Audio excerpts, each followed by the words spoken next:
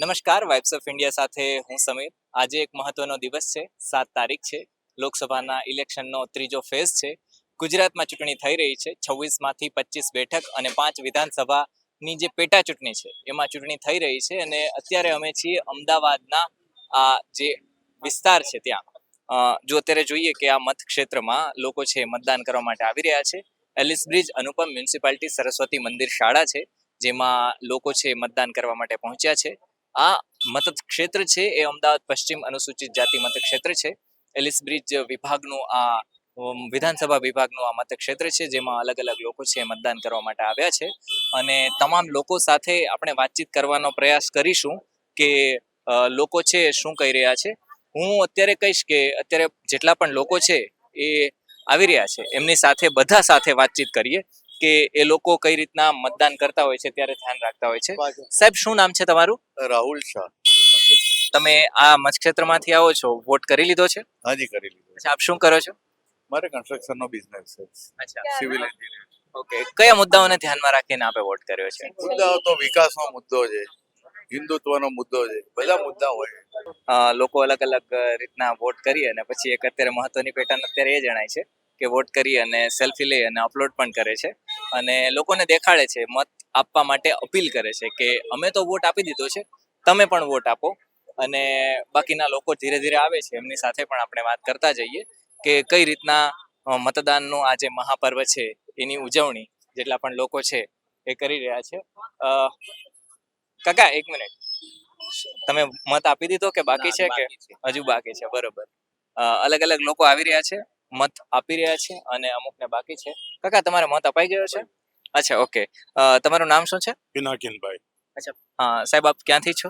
હું આજા society Alaknanda flat. અચ્છા, બરોબર. તમે મતદાન કર્યું છે, કયા મુદ્દાઓને ધ્યાનમાં રાખીને મતદાન કર્યું છે?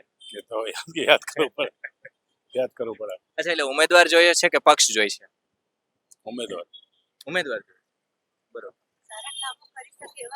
હા. જી બેન. કામો જે કરી શકે એ જોઈએ ને બધા આપણે તો. અને મોદી સાહેબ છે એટલે કઈ એ જો કે બોલી ના શકાય અત્યારે મારાથી, પણ એ રીતે હા, અમે હવે મતદાન થઈ ગયું છે વાંધો નહીં. એટલે કોઈ વાંધો નથી, કોઈ ઇશ્યુ નથી. બસ તો પછી આપણો મત કોઈ ઇન્ફ્લુએન્સ કરી જાય એ વસ્તુ અલગ છે, અને અત્યારે તો હવે મતદાન થઈ ગયું છે એટલે નોબડી ઇઝ ઇન્ફ્લુએન્સિંગ યોર વોટ.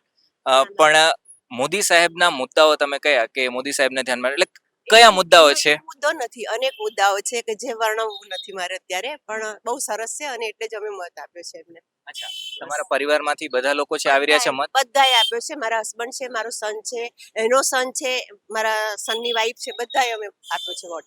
અચ્છા, ગુજરાતના જેટલા પણ લોકો 7 જેમણે વાગે આપી ગયા છે. હું આજે મોડી ઉઠી હતી એટલે હું મોડી આવી છું આપવા માટે. અચ્છા, આપણા લોકો મતદાન કરે એના માટે તમારે કોઈ સંદેશ આપવો છે લોકોને, ગુજરાતની જનતાને? ગુજરાતની જનતાને એમ જ કહેવાનું છે કે તમને કોઈને બી આપો પણ તમે મત આપો. જી બિલકુલ. મત આપો. બિલકુલ. બિલકુલ ઘરે ના બેસી રહો, કારણ કે જરૂરી છે આ વસ્તુ. બસ એટલું જ કેવું છે મારે. સિનિયર સિટીઝન માટે સુવિધા કેવી લાગી તમને? બહુ સારી. હું હમણાં જ આવી છું ને મને મતદાનમાં લઈ લીધી, પ્લસ ઘણી બધી જગ્યાએ છે સુવિધા. હું એનો યુઝ કરું છું કે નહીં એ મને નથી ખબર, પણ હું જાણું છું બધું કે આટલી આટલી સુવિધાઓ છે અહીંયા આગળ અને મળી રહી છે અને સારું છે. Thank you so much. બાકીના પણ લોકો છે, સિનિયર સિટીઝન છે, એમની સાથે પણ વાત કરીએ. કાકા, વોટ તમે કરી લીધો છે, બાકી છે? ના, કરી લીધો. કરી લીધો. કયા મુદ્દાને ધ્યાનમાં રાખી અને તમે વોટ કર્યો છે? બસ રાષ્ટ્રહિત અને દેશ પ્રેમ, બે વસ્તુ. એટલે તમે ઉમેદવાર નહીં, પક્ષને ધ્યાનમાં રાખી અને વોટ કર્યો છે. હા, પક્ષને. અચ્છા, વિકાસના કયા કયા મુદ્દા છે જે તમને ગમ્યા અને એને ધ્યાનમાં રાખી અને તમે વોટ કર્યો છે? વિકાસ તો બરોબર છે, પણ રાષ્ટ્રહિત પહેલું, સૌથી પહેલું. વિકાસ તો થાય કે ના થાય એ કઈ બહુ અગત્યનું નથી. વિકાસ જરૂરી છે પણ એ વહેલો મોડો થવાનો જ છે, પણ રાષ્ટ્રહિત હોવું એ વધારે જરૂરી. બિલકુલ. બરોબર. શિક્ષણ છે, આરોગ્ય છે, એ બધા મુદ્દાઓને ધ્યાનમાં લોકો રાખતા હોય છે જ્યારે વોટ કરતા હોય છે ત્યારે? એટલે પહેલા કરતા તો એ બધાના સ્તર સુધર્યા જ છે. શિક્ષણ છે, આરોગ્ય છે, એ કંઈ પણ ઇન્ફ્રાસ્ટ્રક્ચર છે, બધામાં સુધારો તો થયો જ છે. પણ વસ્તુ આ છે કે વોટિંગ કરવું જરૂરી છે અને દરેક વ્યક્તિએ વોટિંગનો અધિકાર પોતાનો એ એનો ઉપયોગ કરવો જોઈએ અધિકાર. Okay, thank you so much. શું નામ તમારું? કરણ વાઘેલા. કરણભાઈ, તમે ક્યાં રહો છો અત્યારે અમદાવાદ? આંબાવાડી આઝાદ સોસાયટી. શું કરો છો તમે? હું મારો પોતાનો બિઝનેસ છે. અચ્છા, ઓકે. વોટિંગ કરી લીધું? હા, કરી લીધું. અચ્છા, કયા મુદ્દાઓને ધ્યાનમાં રાખીને વોટ કર્યું છે? બસ કરી દીધું, બધા કરતા હતા કરી દીધું. એટલે કોઈ સ્પેસિફિક નહીં, એક શિક્ષિત નાગરિક તરીકે મારે તમને પૂછવું છે હા. કે જ્યારે કોઈ પણ વ્યક્તિ પોલિંગ બૂથની અંદર નાગરિકતાની જવાબદારી પ્રમાણે આપણે મતદાન કર્યું છે. બરોબર, અને તમે જ્યારે વોટ કર્યો હા. ત્યારે કયા મુદ્દાઓ તમે ધ્યાનમાં રાખ્યા હતા કે ભાઈ શિક્ષણ છે એને હું ધ્યાનમાં રાખું છું, આરોગ્ય છે એને ધ્યાનમાં રાખું છું, ઇન્ફ્રાસ્ટ્રક્ચર છે એને ધ્યાનમાં રાખું છું, કે બધું જ ધ્યાનમાં રાખીને મત કર્યો છે. તમારા પરિવાર સાથે આવ્યા હતા કે? હા, મારા ફાધર જ હતા પેલા. અચ્છા, બરોબર. એટલે બધા લોકોએ મત આપી દીધો છે. ગુજરાતના લોકો પણ વધુમાં, પછી એની વિચારધારા કોઈ પણ હોય XYZ, પણ બધા લોકો મત આપે એના માટે જો તમારે કોઈ સંદેશ આપવો હોય તો શું હશે? શક્યમાં શક્ય એટલું વધારે મતદાન કરો. જોલે છેલ્લે કોઈ નહીં તો નોટા આપો, પણ આ એકવાર આવીને નોંધાવી જાઓ મત પોતાનો. બપોર પહેલા મતદાન કરો. હા, બપોર પહેલા કરો. ખોટું ગરમીમાં ટાલકું ના તપાવો. Thank you so much. મજા આવી તમારી સાથે વાત કરીને.